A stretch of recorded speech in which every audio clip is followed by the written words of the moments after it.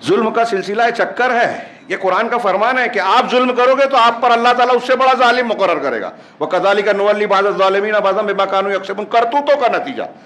ایسے ہی ہم بعض ظالموں کو بعض ظالموں پر مسلط کرتے ہیں ان کے کرتوتوں کے نتیجے میں. یہ قرآن کا فرمان ہے جو غلط ہو ہی نہیں سکتا اور ہو رہا ہے پریکٹیکل میں. ہم مانے نہ مانے الگ بات ہے. یہ سلسلہ بندھا ہوا ہے. آپ اگر اس ظلم کی ظالم کی شکایت کر رہے ہیں تو آپ غور کیجئے آپ کہیں نہ کہیں ضرور ظلم کر رہے ہیں. تو اب اگر اوقاف کے تعلق سے حکومت کو, ان کے بیوپاری دوستوں کو ہماری بڑی بڑی زمینیں, پرانی زمینیں, بڑی بڑی مسجدوں کی, قبرستانوں کی زمینیں دکھ رہی ہیں کہ ان کو ہتھیایا جائے, اپنایا جائے, اس کے لیے قانون بنایا, وقف بائی یوزر کے تحت ایسی بہت ساری چیزوں کو وقف کے دائرے سے باہر نکال کے وہ یوز کرنا چاہتے ہیں, حاصل کرنا چاہتے ہیں, سب کو سمجھ رہے ہیں. تو ہم لوگوں کی زمینیں نہیں ہڑپ رہے ہیں.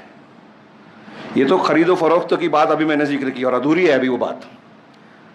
سگا بھائی سگے بھائی کی, بہنوں کی, بیٹیوں کی زمینیں, پراپرٹیز کو ہڑپ لیتا ہے اور سمجھتا ہے ذکر و اذکار کروں گا, فضائل پہ عمل کروں گا تو مٹ جائے گی, 2 رکعت یہ پڑھ لوں, فلاں ذکر کر لوں, اتنے فرشتے دعا کر لیں گے, اتنے سال کے گناہ معاف ہو جائیں گے. میں نے تو ابھی اتنے سال کا کیا بھی نہیں ہے. یہ صحابہ کرام کے ماننے والے اسلام یا قرآن کے بتائے ہوئے اسلام سے اور ہم جو مانتے ہیں اس بہت فرق ہے دونوں میں. دونوں ایک جیسا بالکل نہیں ہے. اگر ہم یہ اختیار کیے ہوئے ہیں تو پھر ایسا سمجھیے کہ ایک طرف ہم کو تھپڑ پڑے, ایک طرف اللہ کی کچھ رحمت بھی ہو جائے. وہی چل رہا ہے. ہم کو اتنے گناہوں کے بعد چھوٹ مل رہی ہے تو سمجھ لیجئے کہ تھوڑی نیکیاں ہیں, اس کی وجہ سے تھوڑا ڈھیل ملتی ہے. ورنہ اللہ کے عذاب کو دعوت دینے والا کون سا عمل ہے جو مسلمان نہیں کر رہے ہیں؟ شرک کر رہے ہیں, بدعت کر رہے ہیں, دین کا مذاق اڑا رہے ہیں, حلال کو حرام اور حرام کو حلال بنانے کی کوشش کر رہے ہیں, بندوں کا حق مار رہے ہیں, ہاں جھوٹ بول رہے ہیں. کیا نہیں کر رہے ہیں؟ زنا بدکاری عام ہے, گندگی عام ہے. اور یہاں جو میں نے ابھی ذکر کیا کتنی گندی بات ہے اور کیسی.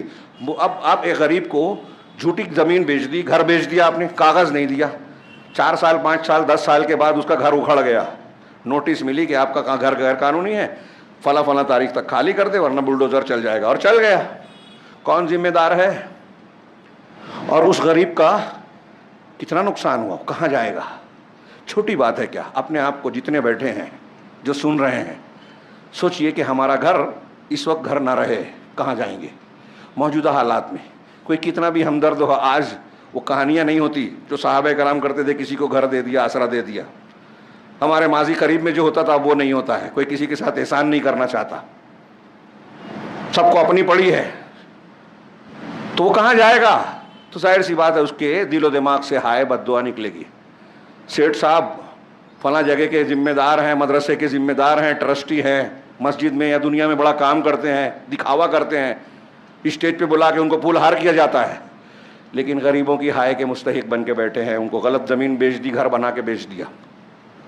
کون سی جگہ؟ ہم دیکھیے کوئی شعبہ ہے, تعلیم کا میدان, میں نے اس سے پہلے کہا, لوگ سمجھتے ہیں پرٹیکولر کسی کو, ایک عمومی بھی بات ہے, عمومی بات ہے. تعلیم کا میدان بزنس بن گیا ہے, ڈگری کی دکانیں. کھیجی میں جتنا داخلے کے لیے لیا جاتا ہے بتائیے, لوگ بتاتے ہیں کہ بہت سے غریب اپنا زیور بیچ کے, قرضہ لے کے, نہیں قرضہ ملتا تو بینک کا سودی قرضہ لے کے بچے کو داخلہ دلا رہے ہیں. کسی کا مریض جو ہے ہاسپٹل میں چلا جائے, بعض لوگ بتا رہے ہیں کہ کچھ غریب اس لیے چاہتے ہیں کہ بچے کم ہوں کہ اب ان کے بچے کے ہونے کا جو پروسیجر ہے اس میں جو خرچ ہوتا ہے, آگے کا جو خرچ ہوتا ہے, اسکول میں داخلے کا جو خرچ ہوتا ہے, وہ سب ہم برداشت نہیں کر سکتے. ایسا ان کا سمجھ ہے. حالانکہ بچے کی اللہ نے ذمہ داری لی ہے. جو بچہ پیدا ہوتا ہے اپنی قسمت کا لے کے پیدا ہوتا ہے, لکھا کے پیدا ہوتا ہے. لیکن یہ جو دائرہ بنا ہوا ہے کہ ڈیلیوری جائیں گے تو اب تو نارمل ہوتی ہی نہیں ہے, اور ڈاکٹر ہونے نہیں دیتے کہ نارمل ڈیلیوری کیسے ہونے دیں گے, پھر ہمارا پیسہ کیسے نکلے گا.